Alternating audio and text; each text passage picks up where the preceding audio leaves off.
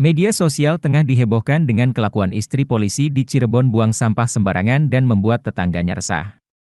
Video tersebut viral setelah diunggah akun TikTok Mama Hasriel 0 pada Sabtu, 3 Juni 2023, lalu. Diduga hal itu dipicu karena warisan. Bagaimana kisah selengkapnya?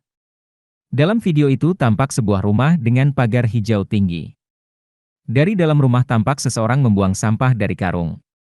Sampah itu dibuang begitu saja di depan pagar sehingga berceceran di jalan kampung. Sedangkan dalam video selanjutnya tampak warga yang menyapu sampah berceceran. Warga pun harus tutup hidung saat mengumpulkan sampah tersebut. Tak hanya satu, ada beberapa warga lain yang ikut membantu untuk membersihkan sampah. Pengunggah menuliskan jika aksi yang dilakukan istri polisi itu karena warisan.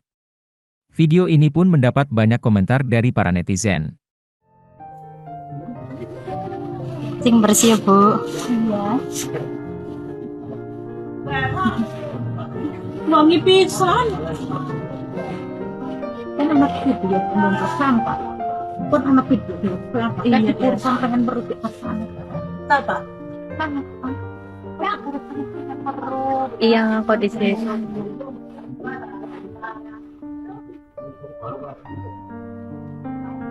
Terima kasih sudah nonton. Jangan lupa like, subscribe, dan share ya.